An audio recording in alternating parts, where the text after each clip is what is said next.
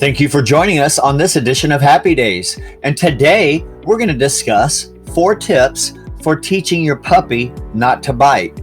You see, teaching your new puppy not to bite is one of the most important steps in their training.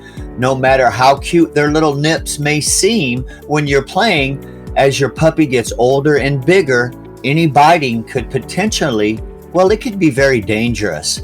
So let's help get the little nips and bites under control now with these simple 4 little tips. Now, the first one, you always want to start training as early as possible. You may have just brought your new puppy home, or perhaps they've been there a while. It's never too soon or even too late to start training them, but especially with puppies, you want to start as early as you can. So when it comes to biting, like most issues, the earlier you start correcting the issue, the better off you'll be in the long run. So don't worry that your puppy is too young to understand the training. They are constantly absorbing information. So if you immediately and consistently show them that biting and nipping are unacceptable behaviors, they'll learn to express themselves in a different way, and the nipping and biting will stop. Now, many pet parents don't allow their dogs to bite if they perceive it's an aggressive behavior, but they are more lax, or they don't care as much if they think their puppy is being gentle or is just playing.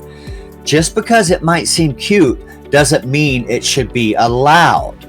If your puppy learns it's okay to use your finger as a chew toy, that could easily follow them into adulthood, and we don't want that happening. So the second step to take is to avoid harsh punishment. Now, most of us, the instinctive thing that we want to do to prevent your pup from biting, most of us want to grab their muzzle and firmly tell them no. But here's the deal. Using physical dominance to train your pup can very likely send the wrong message. Your puppy might internalize that being physically dominant is the way to win an argument, and that can lead to more issues as they grow. But on the other hand, if you physically dominate or intimidate your puppy, he or she might become timid or even afraid of you. This can host a lot of issues, and it can really damage your bond with your young puppy. So instead of directly punishing your dog, try ignoring them when they bite you.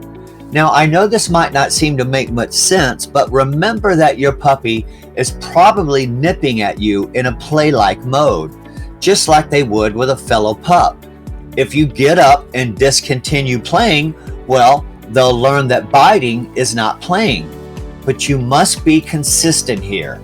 You will need to get up and stop playing every single time that your puppy nips at you. This will constantly reinforce the lesson, and your puppy will understand, and it will become easier and easier in the long run. Number 3, offer alternatives. Now, outside of playing, many puppies will begin to chew and to bite while they're teething. This is normal and expected, but you do not want your little puppy to use you or your belongings as chew toys. So this is why you need to offer alternative outlets for chewing. Offer them something else than your finger.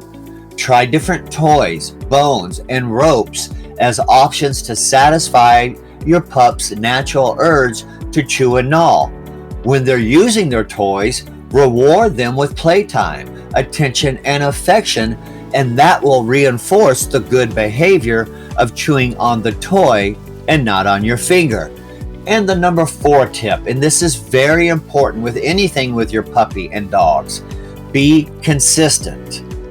If you are ignoring your puppy or you're busy working on something else and they bite you, don't react. Remember, when you engage with the negative behavior, you're teaching them that it's a way to get your attention, and they will begin to consider biting your finger a game. So don't be afraid to let them know that playful nips hurt you. Even sometimes you can over-exaggerate your reaction and pretend it hurt like a lot more than it did, but your young puppy will get the message, and this will discourage them from doing it again. So ultimately, you must choose a method for deterring your bites and nips, and you must stick with it. To make the lessons effective, always be consistent. In deviating even a little bit, getting away from doing the same thing every time can really undermine what you're trying to do. With time, however, your puppy will learn to stop biting you and others, and they'll dedicate their teeth to their toys.